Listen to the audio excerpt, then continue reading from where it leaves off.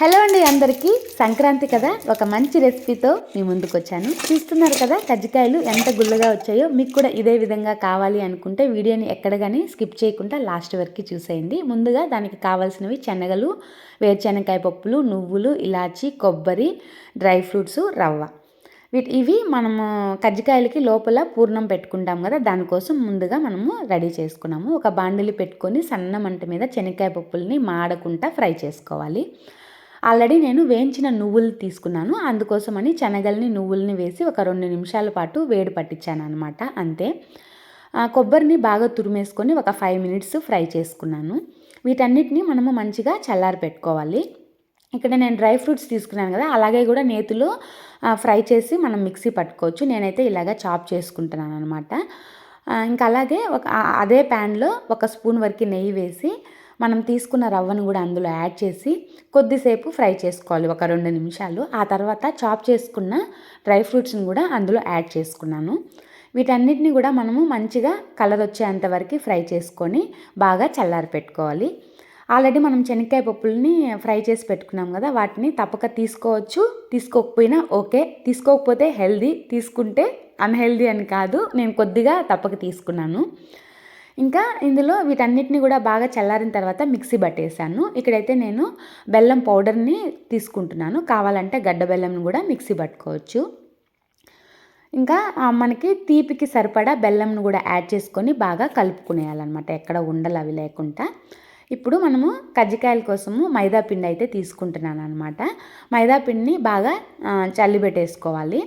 బాగా జల్లిబెట్టేసుకున్న తర్వాత ఇందులో ఒక 4 స్పూన్స్ వరకు నేను శనగపిండి వేసుకున్నాను. ఇక్కడ నేను కేజీ మైదా పిండి తీసుకున్నాను కాబట్టి 4 స్పూన్స్ శనగపిండిని తీసుకుంటున్నాను. ఇంకా దాంతోపాటు మనము ఉప్పు కొద్దిగా వేసుకోవాలి. నేనైతే ఇక్కడ సగం స్పూన్ వరకు ఉప్పు వేసుకున్నాను. 2 స్పూన్స్ నెయ్యి వేసుకున్నాను అనమాట. ఇంట్లో అమ్మ చేసిన నెయ్యి. ఇంకా మనం నెయ్యి వేసుకున్న తర్వాత బాగా కలిపేసుకోవాలి. కలిపేసుకున్న తర్వాత కొద్దిగా నీళ్లు పోసుకుంటూ దీనినైతే మనం పిండిని గట్టిగా కలుపుకోవాల్సి ఉంటుంది, మెత్తగా కాకుండా బాగా గట్టిగా కలుపుకొని పక్కన ఉంచుకోవాలి. ఒక 5 నిమిషాలు ఉంచేసి మనము పూరీలాగా రుద్దుకోవాలన్నమాట.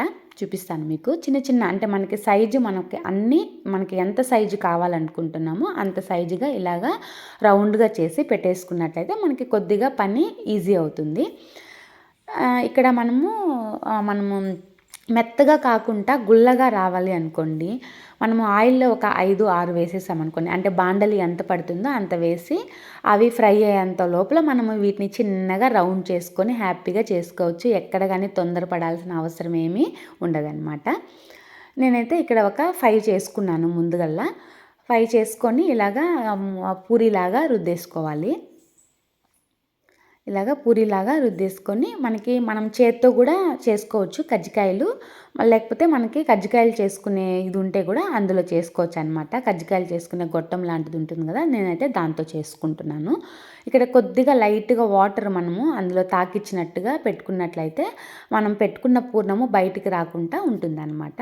మీకు వీడియోలో కనిపిస్తున్న విధంగా మనము కజ్జికాయలు చేసుకునే గొట్టంలో మనం చేసుకున్న పిండిని యాడ్ చేసుకొని అందులో మనకి ఎంత పూర్ణం కావాలో అంత పూర్ణం అనమాట. మరి నిండుగా పెడితే కూడా ఆయిల్లో వచ్చేస్తుంది, చూసుకొని పెట్టుకోవాల్సి ఉంటుంది.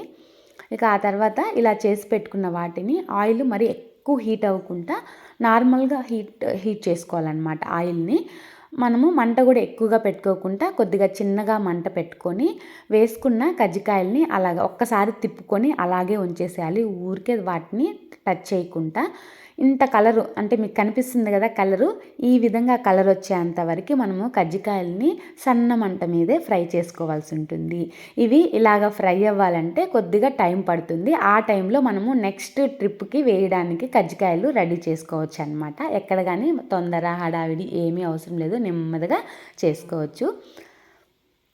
ఇదన్నమాట. చాలా బాగా వచ్చాయి కజ్జికాయలు అయితే. మీకు కనుక నేను చేసిన విధానం నచ్చినట్లయితే మీరు కూడా ఒకసారి ట్రై చేయండి. ఎలా వచ్చిందనేది కూడా నాకు కామెంట్ చేయండి. మన ఛానల్ని కొత్తగా చూస్తున్నట్లయితే సబ్స్క్రైబ్ చేసుకోండి. Thank you for watching.